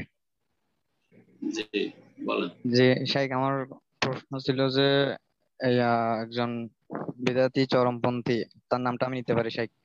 নেওয়াটা জরুরি জন্য। বলেন। যে সে হচ্ছে আমাদের বাংলাদেশের চট্টগ্রামের একজন মুফতি হারুন ইজহার, চিনবেন। এখন সে বিভ্রান্ত ছড়াচ্ছে। সে বলতে যাচ্ছে প্রথমত যে আহলে হাদিস সালাফি শাইখরা নাকি সৌদি আরব থেকে টাকা খান। এরপরে সে বলতেছেন খোরাসান ইমাম মাহাদির জমিন, ঈসা আলাইহিস সালামের জমিন, আর আল্লাহ নাকি বলতেছেন ইমাম আবু হানিফার অনুসারীদেরকে খোরাসানের ময়দানে বারবার বিজয় দান করছেন। এসব বিভ্রান্তি গুলো ছড়াচ্ছে। এখন বর্তমানে তাকে গ্রেফতার করছে, সে জেলে আছে আপাতত। আলহামদুলিল্লাহ, আলহামদুলিল্লাহ, আলহামদুলিল্লাহ। জাযাকাল্লাহ খাইর। খারেজিকে যে মুসলিম সরকার গ্রেফতার করেছে, এর উপর মুসলিম সরকারকে মোবারকবাদ দিচ্ছি এবং দোয়া দিচ্ছি আল্লাহ যেন জাযায়ে খায়ের দান করেন। এবং এইরকম খারেজি জঙ্গি যতগুলি আছে সেগুলিকে আল্লাহ যেন ঠান্ডা করে দেন, দুনিয়াতেও লাঞ্ছিত করেন, আর আখিরাতে জাহান্নামের কুকুর বানাবেন আল্লাহ রাব্বুল আলামিন। এবং তার রাসূল সাল্লাল্লাহু আলাইহি সাল্লাম বলেই দিয়েছেন, রাসূলুল্লাহ সাল্লাল্লাহু আলাইহি সাল্লামের কথা আল্লাহর কথা বলে দিয়েছেন, যখন কেলাবুন নার, এরা হচ্ছে জাহান্নামের কুকুর। পৃথিবীতে ঘেউ ঘেউ করবে আর আখিরাতে এরা জাহান্নামের কুকুর হবে। জি, জাযাকাল্লাহ খায়ের। এই পর্যায়ে প্রশ্ন করবেন সাইদ ইদ্রিস, আপনি প্রশ্ন করুন। আসসালামু আলাইকুম। আসসালাম ওয়া রাহমাতুল্লাহি ওয়া বারাকাতুহু। জি, আমার প্রশ্নটা যদিও পার হয়ে গেছে সময়, আবার আমার জন্য জরুরি, ভবিষ্যতের জন্য হয়তো জরুরি। এই জন্য কোরবানির ব্যাপারে 1 বছর হলে ভেড়া, ভেড়ি, ছাগল, বকরি দেওয়া যায় 1 বছর। এখানে একজন বললো সে জানে, বলছে যে বকরি ছাগল 1 বছর, ভেড়া বেড়ি 6 মাস। এটা কি ঠিক? ভেড়া বেড়ি 6 মাস দেওয়া যাবে? জি জি জি, ঠিক বলেছেন। বকরি ছাগল যদি হয় তাহলে 1 বছর অধিকাংশ ওলামাদের কাছে, কিন্তু তার সাথে আরো অতিরিক্ত সতর্কতা দাঁতা হওয়া, কারণ মুসিন্না এসছে, দাঁতা হওয়ার 1 বছরে সাধারণত দাঁত হয়, সেজন্য 1 বছর বলেছে অধিকাংশ ওলামারা। কিন্তু যারা সালাফি আহলে হাদিস ওলামা ভারত বাংলাদেশের, তারা দাঁতা বলছেন। 2টো দাঁত দেখে নেবেন, সামনের 2টো দাঁত হয়ে গেছে। পক্ষান্তরে ভেড়া ভেড়ির ক্ষেত্রে, মেষের ক্ষেত্রে 6 মাস হাদিস রয়েছে, জাযআ মিনাদ দান, মেষের ক্ষেত্রে জাযা যথেষ্ট, আর জাযা হচ্ছে 6 মাসের। 6 মাসের হলেই সেটা কোরবানি দেওয়া যায় সকলের জন্য। জাযাকাল্লাহ খাইরান। তো এই পর্যায়ে প্রশ্ন করবেন খান ইসফার বিন তারিক, আপনি প্রশ্ন করুন। আসসালামু আলাইকুম শাইখ, আমি ঢাকা থেকে বলছি। জি শাইখ, বর্তমানে ফেসবুকে আপনার একটি ভিডিও কাট করে ভুলভাবে ব্যাখ্যা করে অপপ্রচার করছে ইখওয়ানি এবং দেওবন্দীরা। এই কাটিং ভিডিও দেখিয়ে বলা হচ্ছে যে আপনি নাকি গরুর মাংস খাওয়া থেকে মানুষকে অনুৎসাহিত করেন, আরো বলা হচ্ছে যে আপনি নাকি গরু কোরবানিকে অনুৎসাহিত করেন। এমনকি তারা আরো অভিযোগ করছে যে আপনার সাথে নাকি ভারতের গোয়েন্দা সংস্থা রয়ের যোগাযোগ রয়েছে। এসব অভিযোগ সম্পর্কে আপনার অবস্থান ক্লিয়ার করলে ভালো হয়। জাযাকাল্লাহ খাইরান। এই সম্পর্কে বলবো লানাতুল্লাহ আলাল কাযিবিন। এই জামাতি, ইখওয়ানি এগুলো হচ্ছে খারিজি, আর যতগুলি সুফি বেদাতি আছে গুমরাহ, আর জামাতি এরা খারিজিরা হচ্ছে আরো জঘন্য বেদাতি। এই সমস্ত বেদাতপন্থীরা ইয়াতারাব্বাসু বিকুমুদ দাওয়াইর, আল্লাহ এদের সম্পর্কে বলেছেন মুনাফিকদের চরিত্রের মধ্যে রয়েছে যে এরা সুযোগের সন্ধান। এরা কোথায় একটা সুযোগ পায়, আমার অনেক বছর আগের বক্তব্য, আর তাতে আমি গরু খাওয়াতে অনুৎসাহিত করিনি, বরং বলেছি, সেখানে আসলে প্রশ্ন ছিল, গোটা বক্তব্যটা শুনলে বুঝতে পারবেন, আর তার একটু সামান্য একটু কেটে নিয়েছে শেষখানে বা একটা অংশে। সেখানে আসলে প্রশ্নের উত্তরে ছিল যে বেনামাজিদের সাথে কুরবানি করা, বেনামাজিদের সাথে কুরবানি করা। আমি ওটা শুনেও দেখি না এখন, কারণ অনেক আগে বলেছি, বেশ কয়েক বছর হয়ে গেল। তো যাই হোক, এতদিনে ওই এই খারেজি গুলো তালাশ করে পেয়েছি যে সুযোগে থাকে, এরা সুযোগে থাকে। যে শেখ মতিউর রহমান যেহেতু আমাদের শিকড় কেটে দিয়েছে, আলহামদুলিল্লাহ, আল্লাহ এদেরকে সর্বনাশ করুক, জামাতি ইখওয়ানিকে আল্লাহ সর্বনাশ করুক, ভালো করে বলছি। তো কথা হচ্ছে যে এরা এই সুযোগের সুযোগ, এর সম্পর্ক জুড়ে দিই যারা গরু হত্যার বিরোধী তাদের সাথে। আরে গরুর গোস্ত খাওয়া জায়েজ, গরুর গোস্ত, গরু কুরবানি নবী করিম সাল্লাল্লাহু আলাইহি ওয়াসাল্লাম তার বিবিদের পক্ষ থেকে করেছেন, কিন্তু সেখানে যেটা বলা হয়েছে যে এইরকম গরু খাওয়াকে মুসলিমের পরিচয় মনে করা, আর নামাজ নেই, ফরজ নেই, ওয়াজিব নেই, শুধু গরু কুরবানি দিয়ে মনে করা এবং গরু খাওয়াকে মুসলিম হওয়ার পরিচয় মনে করা। বরং আমি আলোচনাতে, সেই আলোচনা অথবা অন্য কোন আলোচনায় বলেছি যে একজন নিউ মুসলিম এসে আমাকে বললো, নিউ মুসলিম আমাদের সাথে সে মাস্টার ছিল একসময় আমাদের মাদ্রাসা জামিয়া বুখারীতে। সে বলছে যে শেখ, আমি খুব অশান্তিতে আছি। কি অশান্তি? তো বলছে যে আমার স্ত্রী মুসলিম হয়েছে, কিন্তু এখন পর্যন্ত তাকে গরুর গোস্ত খাওয়াইতে পারলাম না। আমি হেসে দিলাম, আর তারপরে বললাম, কেন গরুর গোস্ত খাওয়া জরুরি নাকি? হ্যাঁ, গরুর গোস্ত খেতে হবে। কেমন কথা হইলো, গরুর গোস্ত খাবেন মুসলিম হয়েছে? বললাম না, গরুর গোস্ত খাওয়া ফরজ, ওয়াজিব, সুন্নাত, গরুর গোস্ত খেতেই হবে। আর গরুর গোস্ত খাওয়া মুসলিম হওয়ার পরিচয়। তার যদি রুচি না হয়, নবী করিম সাল্লাল্লাহু আলাইহি ওয়াসাল্লামের দব রুচি হয়নি, আমাদের রুচি হয় না দব। সৌদি আরবে থাকি, আমি দব কোনোদিন খাইনি, খরগোশ খাই না, রুচি হয়নি। তো কথা হচ্ছে যে হালাল হলেই খেতে হবে, জরুরি নয়। তো অসুবিধা কি? আপনার স্ত্রীর সাথে ঝগড়া করছেন, দ্বন্দ্ব করছেন, তাকে বুঝাইলাম। তো তারপরে বেশ আরো 1 বছর যাওয়ার পর আরেকবার দেখা হলো। তো 1 বছর আগে জিজ্ঞেস করলাম যে কি খবর, আপনার স্ত্রী গরুর গোস্ত খাচ্ছে? বলছেন না, এখন খাচ্ছে। এই হলো মুসলিমদের জ্ঞানের অবস্থা। এই বিষয়গুলি বলতে গিয়ে আমি বলছি যে গরু খাওয়াটা মুসলিমের পরিচয় নয়। মুসলিমের পরিচয় হচ্ছে ঈমান এবং সহি আমল, আর বিশেষ করে 5 ওয়াক্ত সালাত ঈমানের পরে, তাওহীদের পরে। কবর মাজার পূজা করে আর নিজেকে মুসলিম বলে, নামাজ পড়ে না, আর এই কোরবানি দিয়ে মনে করে গরু কোরবানি দিয়ে মুসলিমের পরিচয় দিল। এইগুলো সম্পর্কে বলেছি। আর বাকি আমার আলোচনাগুলিতে স্পষ্ট আছে, সবচাইতে উত্তম কোরবানি যেটা, সবচাইতে বড় কোরবানি গোটা উট। আর তারপরে 2 নম্বরে বলেছি সবচাইতে ভালো কোরবানি, উত্তম কোরবানি হচ্ছে গোটা গরু। আর তারপরে গোটা খাসি, বকরা বকরি, দুম্বা দুম্বি, ভেড়া ভেড়ি।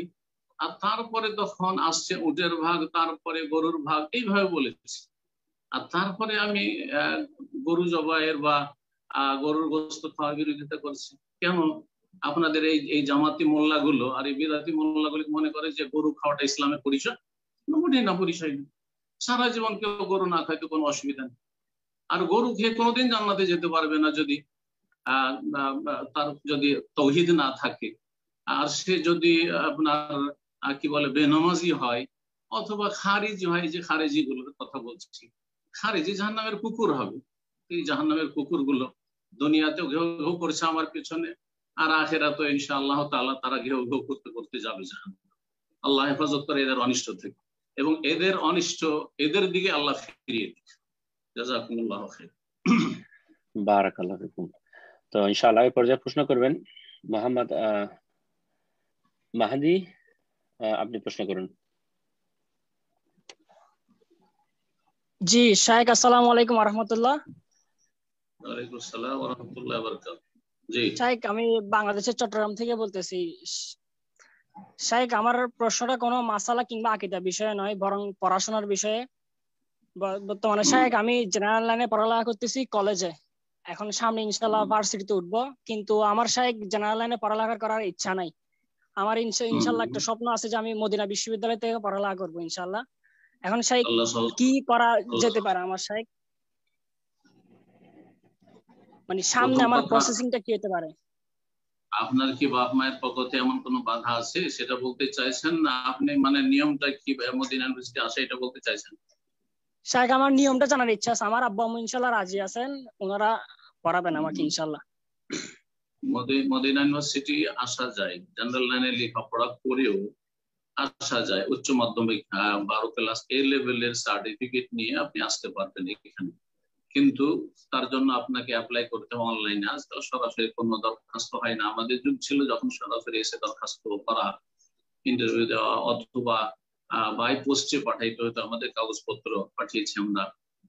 এখন আর ওগুলো নয়, এখন সব অনলাইনে। আপনি মদিনা ইউনিভার্সিটির ওয়েবসাইটে ঢুকবেন আর তারপর অনলাইনে অ্যাপ্লাই করবেন। আর অ্যাপ্লাই করে আপনি চেষ্টা করুন, ইনশাআল্লাহ রেজাল্ট যদি ভালো থাকে ইনশাআল্লাহ 12 এর সার্টিফিকেট, তার সাথে আপনার ক্যারেক্টার সার্টিফিকেট, বার্থ সার্টিফিকেট, পাসপোর্টের ফটোকপি, এগুলো সব অ্যাটাচমেন্ট হতে চাইবে, দেবেন আর দরখাস্ত করবেন। আর তার সাথে দুটো সুপারিশনামা, ভালো কোনো শেখদের ওখানে অথবা কোনো সংগঠন, জমিয়ত আহলে হাদিস বা আহলে হাদিস আন্দোলন বা কোনো যারা সালাফি আলেম, তাদের সেখান থেকে তাজকিয়া বা রিকমেন্ডেশন লেটার নিয়ে সেগুলো জমা করবেন, ইনশাআল্লাহ কবুল করবে আল্লাহ রাব্বুল আলামিন।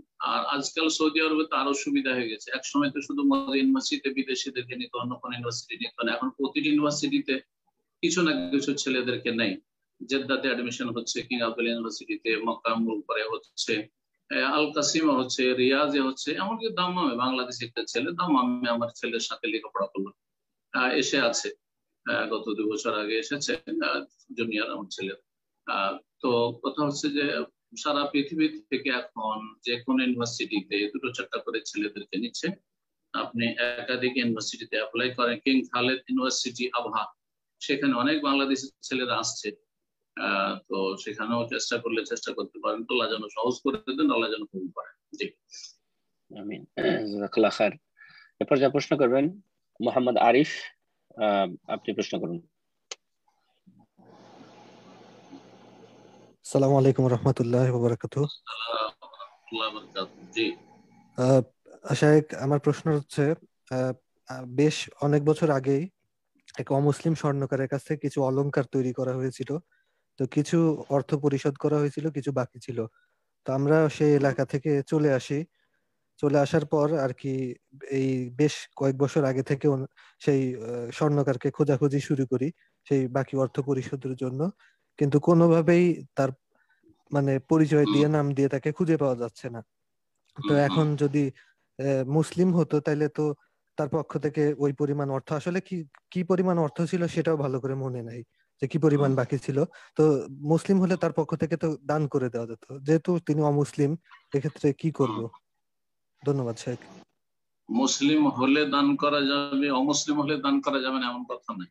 মুসলিমের পক্ষ থেকে মুসলিমকে নেকি দেওয়ার জন্য দান করা যাবে, অমুসলিমের জন্য দান করা যাবে, কিন্তু অমুসলিম আখিরাতে পাবে। পার্থক্যটা হচ্ছে যে একজন মুসলিমের জন্য যদি আপনি দান করেন তাহলে সে দুনিয়াতেও তার ফল পাবে ইনশাআল্লাহ, আখিরাতেও ফল পাবে। কিন্তু একজন অমুসলিমের জন্য, কাফের মুশরিকের জন্য যদি আপনি দান করেন, সে দুনিয়াতে নগদ কিছু পেয়ে যাবে কিন্তু আখিরাতে কিছুই পাবে না। ওমা লাহু ফিল আখিরাতি মিন নাসিবা, ওমা লাহু ফিল আখিরাতি মিন খালাক, এরকম আয়াত রয়েছে। কিয়ামতে তাদের কোনো অংশ নেই, কারণ তারা আল্লাহ পরকালে বিশ্বাসী নন। তো এই ক্ষেত্রে প্রথম বলবো আপনার করণীয় আপনি তওবা করেন, কারণ আপনি ভুল করেছেন। অমুসলিমদের হক মারা ওই রকমই হারাম যেমন মুসলিমের হক মারা হারাম। মানুষের হকের ক্ষেত্রে মুসলিম অমুসলিমের কোনো পার্থক্য নেই। একজন মুসলিম লেবার আপনার কাজ করেছে, যেমন তাকে পারিশ্রমিক দিতে হবে তার যোগ্যতা অনুযায়ী। অমুসলিম লেবার কাজ করেছে, অমুসলিমের গাড়িতে চেপেছেন, ঠিক ততটাই তেমনই দিতে হবে আপনাকে। কোন রকমের অবিচার করা যাবে না। ইন্নাল্লাহ ইয়ামুরু বিল আদলি ওয়াল ইহসান ওয়া ইতাই যিল কুরবা। তো আল্লাহ রাব্বুল আলামিন হুকুম দিয়েছেন ইনসাফ করার। বরং আল্লাহ বলেছেন কোন জাতির সাথে তোমাদের যদি কোনো শত্রুতাও থাকে তবু অবিচার হারাম। ওয়ালা ইয়াজরিমান্নাকুম শানাআনু কওমিন আলা আল্লা তা'দিলু ই'দিলু হুয়া আকরাবু লিত-তাকওয়া। কোন জাতির শত্রুতা বিদ্বেষ যেন তোমাদেরকে প্ররোচিত না করে অবিচারে, না ইনসাফের জন্য। ই'দিলু, বরং ইনসাফ করো, সুবিচার করো, সেটি হচ্ছে আল্লাহ ভীরুতার নিকটবর্তী। সুতরাং মুসলিম হোক আর অমুসলিম হোক, তার হকে অবহেলা করেছেন, সেই হকটার সাথে সাথে পেমেন্ট করেননি, গুনাহগার, তওবা করে আল্লাহর কাছে, আল্লাহ তুমি মাফ করে দাও। আর আমাদের কাছে এই রকমের কোনো রাস্তা নেই যে তার কাছে পৌঁছাবো বা পৌঁছিব, সুতরাং তার পক্ষ থেকে দান করে দিচ্ছে, আল্লাহ তাকে এর প্রতিদানটা দিয়ে দাও তুমি। তো তার প্রতিদান হিসাবে আল্লাহ হতে পারে তাকে হিদায়াত নসিব করে দিবেন। এটা কোনো বিচার সবচেয়ে বড় নিয়ামত, সবচেয়ে বড় প্রতিদান একজনের জন্য হিদায়াত। তো হতে পারে আপনার দানের বদৌলতে ওই কাফের হিদায়াত পেয়ে গেল, কালিমা পড়ে মুসলিম হয়ে গেল, জান্নাতের রাস্তা ধরে নিল। আর না হলে তাকে আল্লাহ সুস্থ রাখবেন, তার রুজিতে আল্লাহ বরকত দেবেন, তাকে উন্নতি দেবেন, তাকে নেতৃত্ব দেবেন, এইসব কাফেরকে দিয়েছেন, দেবেন।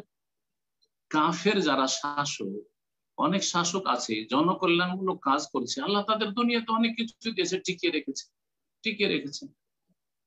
তো কথা হচ্ছে যে আপনার কাজ এগুলি আপনি করেন, আর ইনশাআল্লাহ তাআলা আল্লাহ রাব্বুল আলামিন আপনাকে মাফ করবেন, কারণ সব গুনার তওবা রয়েছে এবং সব গুনার সংশোধনের ব্যবস্থা রয়েছে। আল্লাহ যেন সহজ করে দেন। জাযাকাল্লাহ খায়ের। এরপর যা প্রশ্ন করবেন জেসমিন, আপনি প্রশ্ন করুন। আসসালামু আলাইকুম ওয়া রাহমাতুল্লাহ। আসসালামু ওয়া রাহমাতুল্লাহি ওয়া বারাকাতুহু। জি শাহেদ, আমি ইউকে থেকে বলছি। আমার প্রশ্ন একটু ব্যক্তিগত। আমার একটা ভাই ওই টু লার্নিং ডিসেবল আছে, ও বিয়ে করেছে, একটা মেয়ে আছে, এবং ও হলো আমার আব্বার পেনশন টাকার উপরেই নির্ভর করে, আমার মা এবং আমার ভাই, এবং আমরা যথাযথ সাহায্য করি অন্যান্য ব্যাপারে, আমার বউ এবং আমি।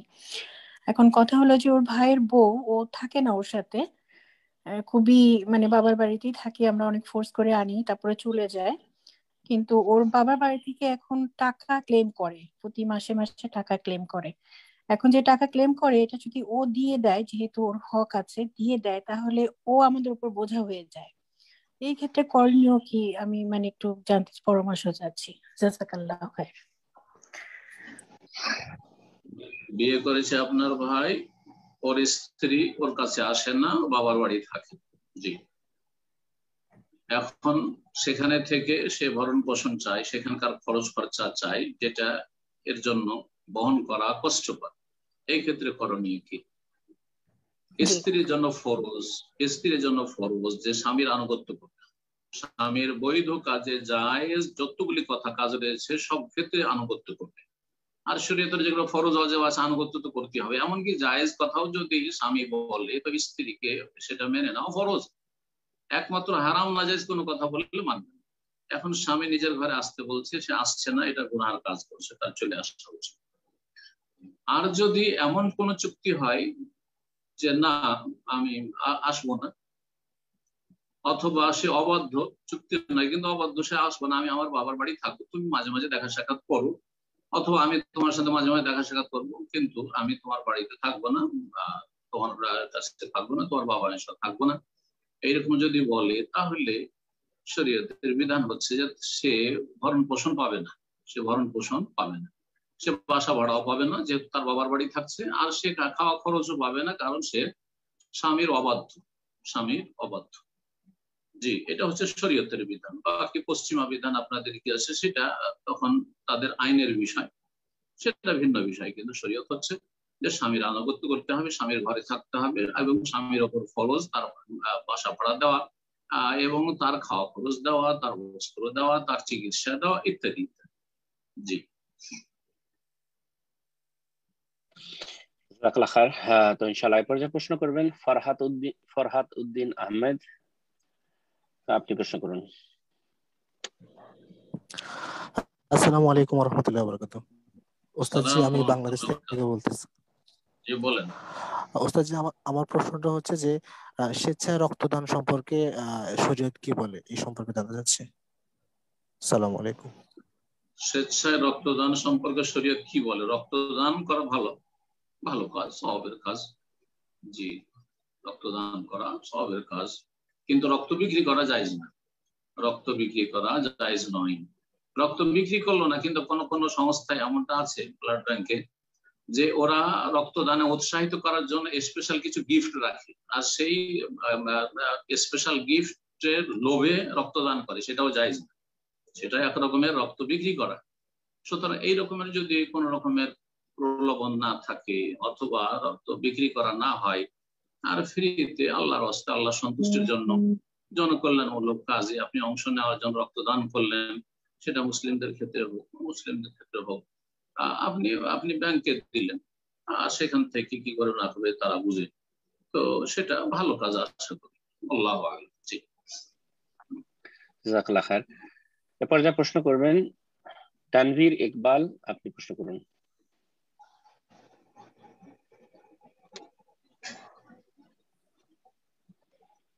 আসসালামু আলাইকুম শায়েখ। ওয়ালাইকুম আসসালাম ওয়া রাহমাতুল্লাহি ওয়া বারাকাতুহু।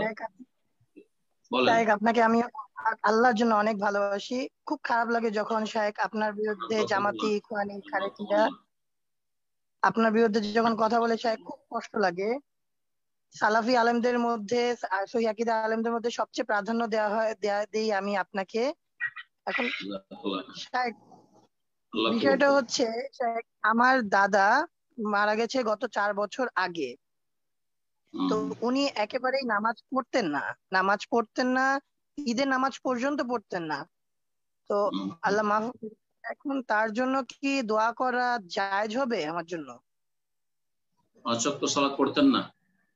5 ওয়াক্ত সালাতও পড়তেন না, এক বছরে একবার ঈদের সালাতও পড়তেন না। আউযুবিল্লাহ। মারা গেছে না বেঁচে আছে? মারা গেছে মনে হয় না। সরি, ওনাকে মিউট করে দেওয়া হয়েছে।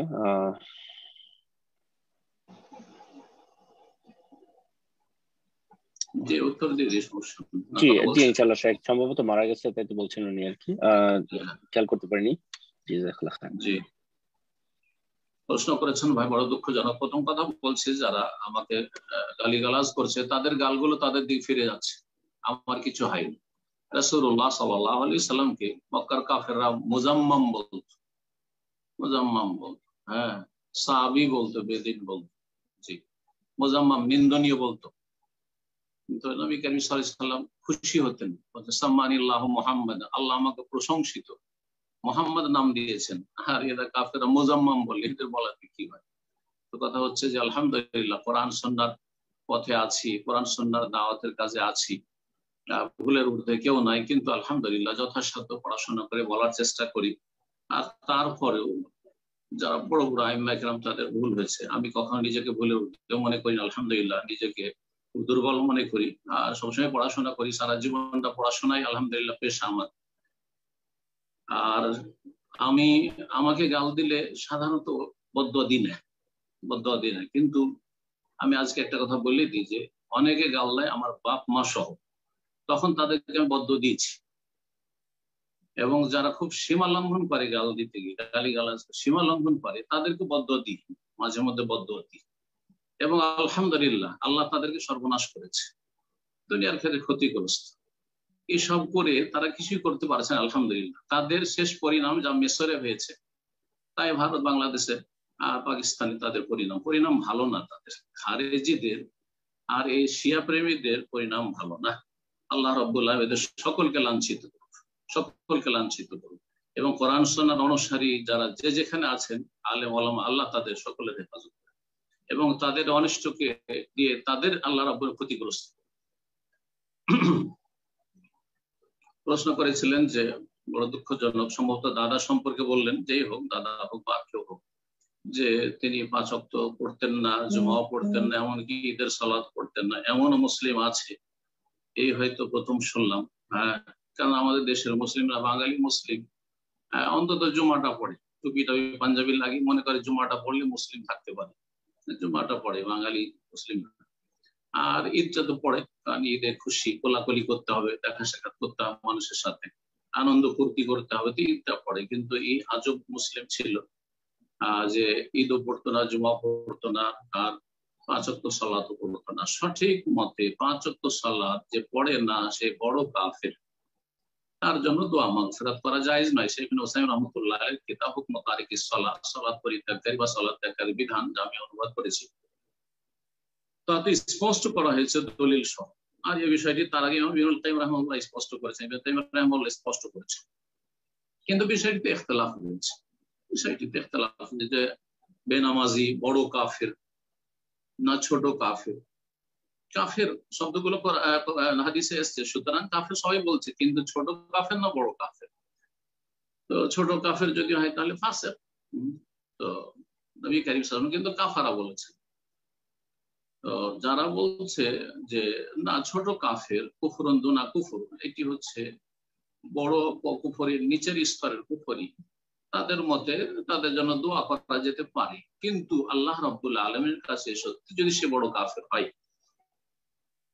আর শুধু নামাজের বিষয়টি না, যারা ছোট কাফেরও বলেছে, যেমন আলবানী নামাজ ত্যাগকারীকে বড় কাফের না বললেও এই শর্ত অবশ্যই ওলামাদের কাছে রয়েছে যে অন্তত আমল থাকতে হবে, যার কোনো আমলই নেই, আখেরাত বলে সারা জীবন কোনো চিন্তাই হলো না, আর আখেরাতের প্রস্তুতি হিসাবে কোনো আমলই করলো না, ভালো নেক আমল করলো না, সে নিঃসন্দেহে কাফের, সে নিঃসন্দেহে কাফের। জি, ঈমান ভঙ্গকারী যে 10টি বিষয় প্রসিদ্ধ, তার একটি হচ্ছে আল ইরাদু আন দীনিল্লাহ, আল্লাহর দিন থেকে বিমুখ হয়ে যাওয়া। লা ইয়াতাআল্লামুহু, যা শিখলো না দিন, ওয়ালা ইয়ামালু বিহি, আর কোনো আমলও করলো না, ভ্রুক্ষেপও করলো না, তাহলে সন্দেহ কাফের। তো সেটারই কাছাকাছি বেশি যে অবস্থাটা বললেন, তারপরেও কারো সম্পর্কে এইরকম মুসলিম আর কাফের সার্টিফিকেট আমাদের দেওয়ার অধিকার নেই, আর দেওয়ার প্রয়োজনও নেই। যেটা বলবো যে আপনি দোয়া করতে পারেন, ইখতিলাফে মাসলাই দোয়া করেন, যদি আল্লাহ কবুল করে নেন তো আলহামদুলিল্লাহ, না কবুল করেন তো সেটাও আল্লাহর সুবিচার, ইনসাফ, আলহামদুলিল্লাহ। কারণ আল্লাহ রাব্বুল আলামিন সূরা তাওবাতে নবী মুহাম্মদ সাল্লাল্লাহু আলাইহি ওয়াসাল্লাম রাহমাতুল লিল আলামিন, সবচেয়ে শ্রেষ্ঠ নবী, তাকেও বলেছেন ইস্তাগফির লাহু আও লা তাস্তাগফির লাহু, এই মুনাফিকগুলির জন্য ক্ষমা চাও আর তুমি না চাও, ইন তাস্তাগফির লাহুম 70 মাররাতান ফালা ইয়াগফিরুল্লাহু লাহুম, তুমি যদি 70 বার করে ক্ষমা চাও যে আল্লাহ এদেরকে মাফ করে দাও, ক্ষমা করে দাও, ফালা ইয়াগফির, কখনো আল্লাহ মাফ করবেন না। তা আপনি ওই রকমই ক্ষমা চান, যদি আল্লাহর ফয়সালাতে তার জন্য ক্ষমা না থাকে তো আপনার আমার কেন, যতই বড় আল্লাহওয়ালা নেক বান্দা হোক না কেন, কখনো আল্লাহ মাফ করবেন না, এটা আল্লাহর অধিকার।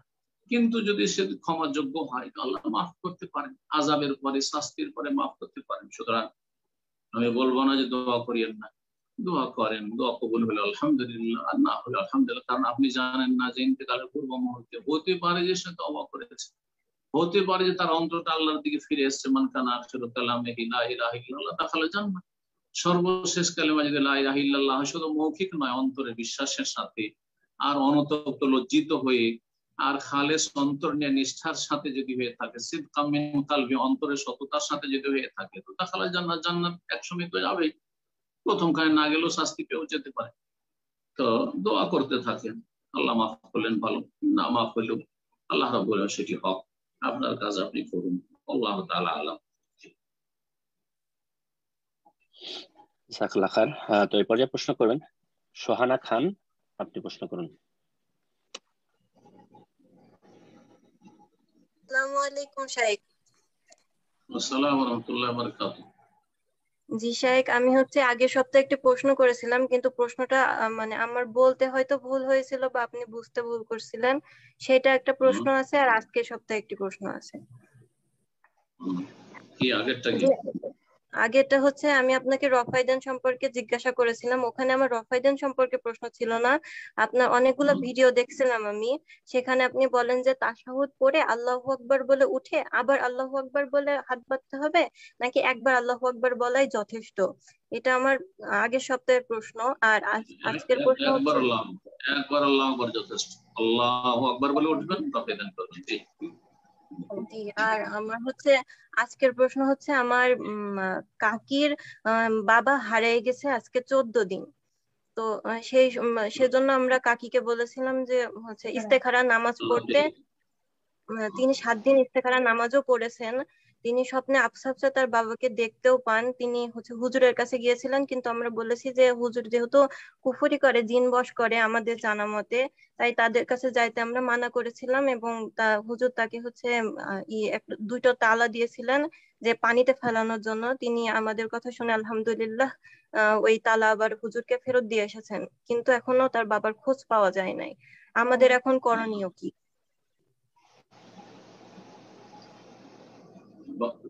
স্বামী হারিয়ে গেছে, আপনার চাচা হারিয়ে গেছে, তো চাচি কি আপনারা বলেছেন ইস্তেখারা করতে, এটাও ঠিক নয়। কারণ কেউ হারিয়ে গেলে ইস্তেখারা করে, ইস্তেখারা মানে কল্যাণ কামনা করা। ভবিষ্যতে কোনো কিছু করবেন, মনস্থ করেছেন, তার পূর্বে আল্লাহর কাছে কল্যাণ কামনা, এর নাম হচ্ছে ইস্তেখারা। তাহলে কেউ হারিয়ে গেছে, তাকে আল্লাহ ফিরিয়ে দিই, অথবা সে কোথায় আছে সে সম্পর্কে আমি কিছু জানি স্বপ্নে, এর তদবির হিসাবে ইস্তেখারা করা, এটা বিদআত, এটা ঠিক নয়। সুতরাং এটা যে আপনারা করেছেন আর করতে বলেছেন যে তুমি ইস্তেখারা করো, সেটা ভুল কথা। আর স্বপ্নে দেখেছে, স্বপ্নে শয়তানে দেখাইতে পারে, কারণ বেদাত করলে তো শয়তান স্বপ্ন দেখাবে, বেদাত করলে তো শয়তান আরো বেশি হেল্প করবে যে একটু স্বপ্ন টপ্ন দেখায় ওকে কিছু, যাতে করে মনে করে যে আল্লাহ স্বপ্ন দেখাচ্ছে, ফেরেশতা স্বপ্ন দেখাচ্ছে, গুমরাহ করবে এভাবে শয়তান, জিন শয়তান তো এভাবে গুমরাহ করে মানুষ। সুতরাং এই বেদাত পরিত্যাগ করবেন। আবার বলছি ইস্তেখারা কোনো কাজ করতে ইচ্ছুক, বিয়ে হবে, ব্যবসা করবেন, এই করবেন, এক জায়গা থেকে আরেক জায়গা যাবো, এই চাকরিটা নেব কি নেব না, তখন ইস্তেখারা। জায়েজ কাজে ইস্তেখারা, ফরজ ওয়াজিব কাজে ইস্তেখারা নয়, আর হারাম কাজে আবার ইস্তেখারা। ইস্তেখারার ক্ষেত্রে এটা নয় মোট কথা। এখন হারিয়ে গেছে, প্রথম দোয়া করতে হবে, আমরা দোয়া করি আল্লাহ যেন সহি সালামত তাকে ফিরিয়ে দেন এবং তার হায়াতে আল্লাহ বরকত দান করেন। আর আপনারাও দোয়া করেন, আর ওনাকেও বললেন, ওনার ওয়াইফ বলেন দোয়া করবে। আল্লাহ রাব্বুল আলামিন বান্দার দোয়া শুনেন। আম্মা ইউজিবুল মুত্তাররা ইযা দাআহু ইয়াকশিফুস সু। কে এমন সত্তা রয়েছে, আল্লাহ বলছেন যে অসহায় ব্যক্তির ডাকে সাড়া দিয়ে থাকে। আম্মা ইউজিবুল মুত্তার, যে নিরুপায় অসহায়, যে আল্লাহ আমার স্বামী নেই, কোথায় হারিয়ে গেল, যদি আল্লাহকে অন্তর থেকে ডাকে, তার দোয়া আমার দোয়ার চাইতে শক্তিশালী হতে পারে। কারণ সে যে অন্তর নিয়ে দোয়া করছে, সেই অন্তর নিয়ে হয়তো আমি ওইভাবে আল্লাহর সামনে আরজি পেশ করতে পারছি না অপরের জন্য। সুতরাং তাকে বেশি বেশি দোয়া করতে বলেন, আর বেশি বেশি দোয়া জিকির আজকার করতে বলেন। যে সব জিকির আজকার রয়েছে কোরআন সুন্নাহ, সেগুলি পড়তে বলেন। হাসবুনাল্লাহু ওয়া নি'মাল ওয়াকিল, হাসবি আল্লাহু ওয়া নি'মাল ওয়াকিল, লা হাওলা ওয়ালা কুওয়াতা ইল্লা বিল্লাহ, লা ইলাহা ইল্লা আনতা সুবহানাকা ইন্নী কুনতু মিনাজ জালিমিন। আর তারপরে মুসিবতের ক্ষেত্রে ইন্না লিল্লাহি ওয়া ইন্না ইলাইহি রাজিউন, এইভাবে পড়তে বলেন জিকির আজকার। কিন্তু সংখ্যা বেঁধে নয় যে দোয়া ইউনুস বা খতমে ইউনুস শুরু করবে, খতমে জালালি শুরু করবে, খতমে খাজগান শুরু করবে, এই সমস্ত বেদাতে আবার যাবেন না। আর এই যে গুমরাহ হুজুর তাবিজ দিয়েছেন না তালা দিয়েছে বললেন পানিতে ফেলার জন্য, জিন পূজার জন্য, শয়তান পূজার জন্য এগুলো দিয়েছে। এগুলো হচ্ছে শয়তান পূজা করা, পানিতে ফেলে দাও বা বন জঙ্গলে গিয়ে এটা করে দাও, মাটিতে পুঁতে দাও। এগুলোর উদ্দেশ্য হচ্ছে জিন শয়তানকে সন্তুষ্ট করা এবং তাদের কাছে সাহায্য কামনা করা, যেটা শিরক কুফর। এইরকম হুজুরেরা মুসলিমই নয়, আসলে বড় কুফরিতে লিপ্ত রয়েছে। আল্লাহ তাদের অনিষ্ট থেকে আপনাদের হেফাজত করেন। এবং আবার দোয়া করি আল্লাহ রাব্বুল আলামিন ওই ভাইকে যেন সহি সালামত ফিরিয়ে দেন, যদি হায়াত থাকে তো আল্লাহ যেন ফিরিয়ে দেন, আর যদি দুনিয়া থেকে চলে যান তো আল্লাহ তার রহম করেন, তাকে জান্নাত দান করেন। আমিন। সম্মানিত দিনী ভাই বোনেরা, আমরা প্রোগ্রামের শেষ পর্যায়ে চলে এসেছি। আমরা হয়তো এখন থেকে একটা বা দুটো প্রশ্ন নেব। তার পূর্বে এখানে দেখতে পাচ্ছি যে কোনো নতুন ব্রাদার অথবা সিস্টার হ্যান্ড রেজ করেছেন। আপনার পার্টিসিপেন্ট লিস্টে আপনার নাম নেই, আইফোন লেখা আছে, তো আপনাকে প্রশ্ন করতে হলে অবশ্যই আপনার নাম এন্টার করতে হবে।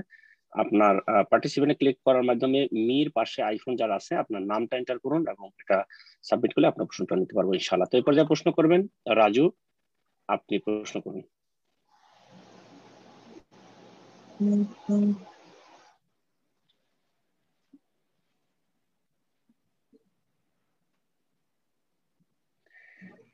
জি রাজু, আপনার ফোনটা আনমিউট করে নিন, প্রশ্ন করুন।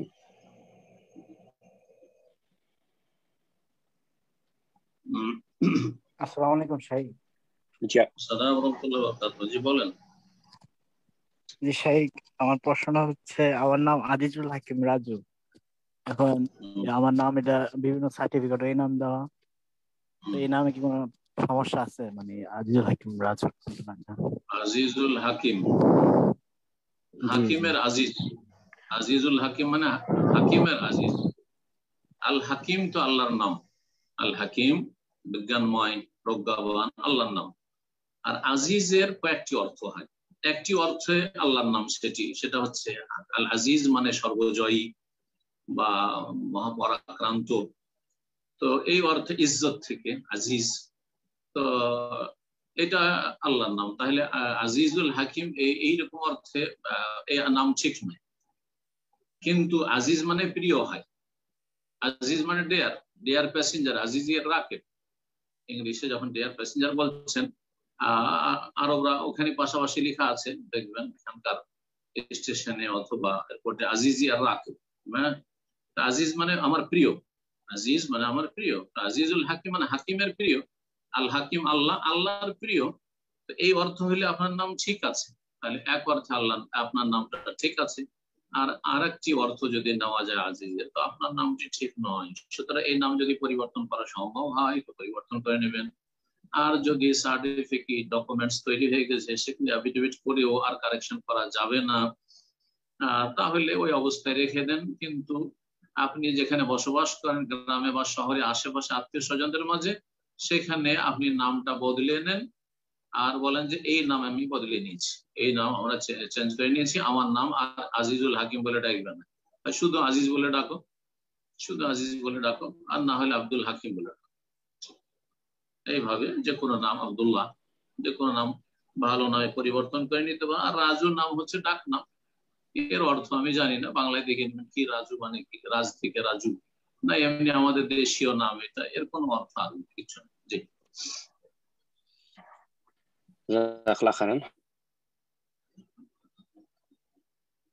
জি আজকে সর্বশেষ প্রশ্ন নিচ্ছি, প্রশ্ন করবেন মুস্তাফা রেজা। তার পূর্বে এখানে ইনবক্সে আপনারা যারা প্রশ্ন আছে বলে মেসেজ করতেছেন তাদের উদ্দেশ্যে বলছি যে আপনাদেরকে অবশ্যই হ্যান্ড রেজ করতে হবে প্রশ্ন করার জন্য এবং প্রোগ্রামের শুরুতে আসতে হবে। অলরেডি অনেক সময় হয়ে গেছে, বিধায় আজকে আপনাদের আর কারো প্রশ্ন নেওয়া সম্ভব হবে না। আজকের লাস্ট প্রশ্ন হচ্ছে ইনশাআল্লাহ, আর বাকি যারা রয়ে গেলেন ইনশাআল্লাহ নেক্সট উইকে আপনাদের প্রশ্নগুলো নেওয়ার চেষ্টা করবো। প্রশ্ন করবেন মুস্তাফা রেজা, আপনি প্রশ্ন করুন।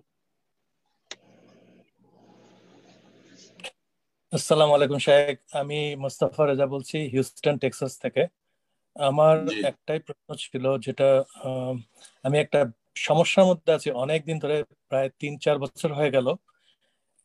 আমি যে রুম থেকে এখন বসে কথা বলছি আপনার সাথে, এই রুমের একটা কর্নার থেকে আওয়াজ হয়, এটা একটা শব্দ হয় জোরে, এবং এটা কখনো কখনো বেড়ে যায়, শব্দটা কিছুক্ষণ পর পর হয়, দিনের বেলায় হয়, রাত্রে হয়, এবং যখন আমি এই রুমটাতে আসি তখন এই আওয়াজটা হয়, অন্য অন্য সময় এই আওয়াজটা হয় না। তো এটা আমার ধারণা যে কোনো একটা কিছু আছে যেটা বাইরের থেকে, এটা ভিতরে হয়তো নাই, কারণ আমি এটা জানার পর থেকে সূরা বাকারা তেলাওয়াত করি এই ঘরে, এবং আমার পুরো ঘরেই তেলাওয়াত করি, আমি নামাজের মধ্যে তেলাওয়াত করি, এছাড়া কোরআন তেলাওয়াত করেও সূরা বাকারা পড়ি এবং অন্যান্য সূরাগুলোও পড়ি, কোরআন তেলাওয়াত করি জোরে এবং নামাজের মধ্যেও, কিন্তু তারপরেও এটা কোনোভাবেই যাচ্ছে না। এবং এমন হয় যে নামাজে আমি সূরা বাকারার কিছু অংশ পড়লাম, আমার পড়া শেষ হয়ে গেল, কিছুক্ষণ পরে সে আওয়াজটা হলো, অথবা নামাজটা শেষ করে আমি সালাম ফিরেছি, এরপরে আওয়াজটা হলো। এবং এই আওয়াজটা এমন হয় মাঝে মাঝে যেন বিল্ডিং এর একটা কর্নার যেন কেঁপে ওঠে এরকম। এটা আমি অনেক চেষ্টা করেছি ফাইন্ড আউট করার, যেটা কি ধরনের কিসের সোর্স, কিন্তু কিছুই পাইনি। তবে আমার ধারণা যে কোনো কিছু একটা এটা করছে এরকম, মানে একটা ডিস্টার্ব করে আর কি। জি, এটা থেকে পরিত্রাণ পাওয়ার একটা উপায় আমাকে যদি বলে দেবেন। আসসালামু আলাইকুম। যেই ঘরে থাকছেন বা যে বাড়িতে, তার একটা রুমে একটা আওয়াজ হচ্ছে, যে আওয়াজটা আপনার জন্য ভীতিকর। যখন সেখানে থাকছেন তখন আওয়াজ হচ্ছে মাঝে মধ্যে। এখন এর সমাধান কি? এই আওয়াজ, প্রথম কথা নিশ্চিত হইতে হবে আসলে আওয়াজ। তো আপনার কথা তেমন হচ্ছে যারা আপনি এক্ষেত্রে নিশ্চিত যে না সত্যি আওয়াজ হচ্ছে, এটা ভ্রম নয়। অনেক সময় ভ্রম হয়। আমরা রাতের অন্ধকারে যখন হাঁটি তখন মনে হচ্ছে পিছন দিক থেকে আমার পিছে পিছে কেউ ফলো করে যেন আসছে, এটা হয় অন্ধকারে।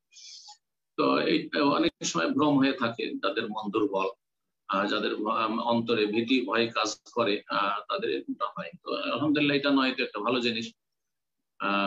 এখন বাকি থাকলো যে আপনার বাড়িতে যে আওয়াজটা হচ্ছে, এটা নিশ্চয়ই জিন শয়তানের পক্ষ থেকে হচ্ছে। সেটা যদি আপনার জন্য ক্ষতিকারক না হয়, এমন কোনো ক্ষতি হচ্ছে না, তাহলে ভ্রুক্ষেপ করিয়েন না, ওর জন্য কোনো ভ্রুক্ষেপ করিয়েন না। আপনি সেই বাড়িতে ভালো কাজ করতে থাকুন, এবং যতগুলি হারাম নাজায়েজ কাজ হতে পারে বাড়িতে, সমস্ত গুলিকে আপনি বাড়ি থেকে শেষ করে ফেলুন বা বাড়িকে মুক্ত করুন। যেমন সেই বাড়িতে কোনো ছবি ঝুলানো যেন না থাকে, সেখানে নাপাক হয়ে শুয়ে থেকে গেল, অবশ্যই থেকে গেল, সালাতের টাইম পার হয়ে চলে গেল, সূর্য উঠে গেল, রাত্রে গোসল ফরজ আছে, এমনটা যেন না হয়।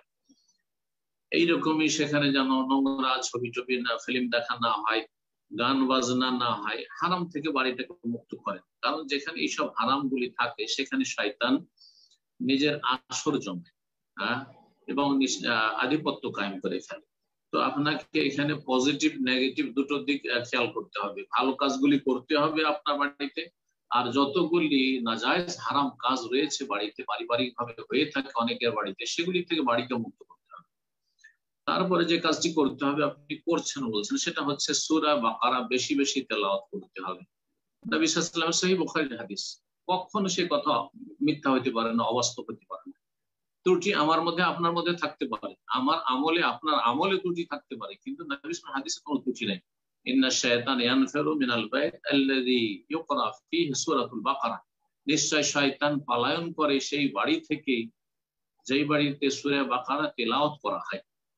তো নিয়মিত তেলাওয়াত করতে হবে, সকাল সন্ধ্যা করেন যখন আপনি সময় পাচ্ছেন, অথবা আপনার বাড়ির সদস্যরা সময় পাচ্ছে, আপনি সেই বাড়িতে সূরা বাকারা কন্টিনিউ তেলাওয়াত করে যান এবং ধৈর্যের সাথে তেলাওয়াত করে যান। একটু আওয়াজ করে তেলাওয়াত করেন, আর তার সাথে সাথে যদি অর্থ বুঝতে পারেন তো আরো ভালো, অর্থ বুঝতে পারলে আরো ভালো, তাহলে ওর একটা তাসির মনের উপর হবে। আর তারপরে যদি না যাই, তাহলে হয়তো এমন হয়েছে আল্লাহ আলাম যে কোনো দিকে ত্রুটি পাচ্ছে আর দীর্ঘ সময় ধরে হয়তো সেখানে বাসা বেঁধে আছে।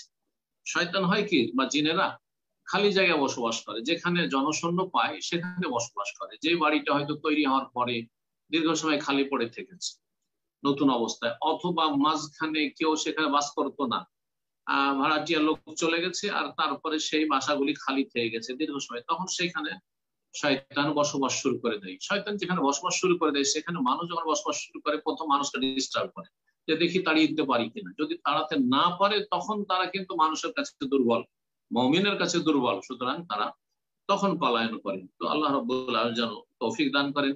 আরেকটি কাজ বলে দিই, সেটা হচ্ছে যখনই আপনি বাসায় ঢুকবেন বা বাড়িতে ঢুকবেন বা ওই রুমে ঢুকবেন, বলবেন আউযু বিকালিমাতিল্লাহি তাম্মাতি মিন শাররি মা খালাক, আউযু বিকালিমাতিল্লাহি তাম্মাতি মিন শাররি মা খালাক, আউযু বিকালিমাতিল্লাহি তাম্মাতি মিন শাররি মা খালাক। সহিহ মুসলিমের হাদিস। মান নাযালা মানজালান, কেউ যদি কোনো জায়গায় অবতরণ করে, ফাকালা, যদি এই দোয়াটি বলে, তো লাম ইয়াদুররুহু শাই, কোনো কিছুই তার ক্ষতি করতে পারবে না, হাত্তা ইয়ারতাহিলা মিন মানজিলিহি যালিকা, যতক্ষণ পর্যন্ত তার সেই বাসা থেকে বা সেই জায়গা থেকে সে প্রস্থান না করবে, ডিপারচার না করবে। সুতরাং এই আমলটিও করেন, দেখেন ইনশাআল্লাহ তাআলা। আর সুন্নত নফল নামাজগুলি বাড়িতে পড়েন, যদি মসজিদ যায় না, কোন দেশ থেকে বলছেন, মসজিদ থাকলে অবশ্যই মসজিদে গিয়ে ফরজ সালাতটা পড়বেন। আর সুন্নত সালাতগুলি, সালাতুদ দোহা, তাহাজ্জুদের সালাত, কমপক্ষে দিনে রাতে যে 12 রাকাত সুন্নত রয়েছে, এই সুন্নতগুলি বাড়িতে পড়ার চেষ্টা করবেন ইনশাআল্লাহ তাআলা। যখন কোরআন দিয়ে এবং নেক আমল দিয়ে আবাদ হবে আপনার বাড়ি, তখন শয়তান সেখান থেকে পলায়ন করবে। আল্লাহ যেন সহজ করে দেন। জি,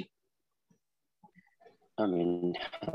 জাযাকাল্লাহ খায়ের শেখ, অনেক সময় হয়ে গেল, মনে আজকে এখানে শেষ করবেন ইনশাআল্লাহ। ইনশাআল্লাহ জাযাকুমুল্লাহু খাইরান। যারা আমাদের সাথে সরাসরি উপস্থিত থাকলেন, আল্লাহ তাদেরকে জাযায়ে খায়ের দান করুন, উত্তম বদলা দান করুন। এবং যারা পরোক্ষভাবে আমাদের আলোচনাগুলিতে অংশ নেবেন, সে তাওহীদের ডাকা আপনার পেজে অথবা ইউটিউবে, যেমন ভাই বললেন ইকরাম ভাই, জাযাকাল্লাহ খায়ের ওয়া জাযাকুমুল্লাহু খায়ের জামিয়ান। তো তাদেরকে আল্লাহ যেন উত্তম বদলা দান করেন এবং তাদেরকে উপকারী ইলম দান করেন এবং নেক আমলের তৌফিক দান করেন। দিনের নির্ভেজাল দাওয়াতের কাজে আল্লাহ সময় দেওয়ার তৌফিক দান করেন এবং ভালো কাজে সবসময় নিজেকে নিয়োজিত রাখার তৌফিক দান করেন। আর সমস্ত অনিষ্টকারীর অনিষ্ট থেকে আল্লাহ আমাদের সকলের হেফাজত, বিশেষ করে সারা পৃথিবীতে যে যেখানে কোরআন সুন্নাহ অনুসারী মুসলিম ভাই বোন রয়েছেন, আল্লাহ তাদের যেন হেফাজত করেন। এবং যারা বিভ্রান্ত গোমরাহ হয়ে রয়েছে, বিভিন্ন ফিরকায় বিভক্ত হয়ে 72 ফিরকায় তারা বিভক্ত হয়েছে, আল্লাহ তাদেরকে হেদায়েত নসিব করেন এবং তাদের অনিষ্ট থেকে আমাদের সকলকে রক্ষা করেন। সাল্লাল্লাহু আলাইহি ওয়া সাল্লাম আলা নবিয়িনা মুহাম্মদ ওয়া আলা আলিহি ওয়া সাহবিহি আজমাইন। জাযাকাল্লাহ খায়ের।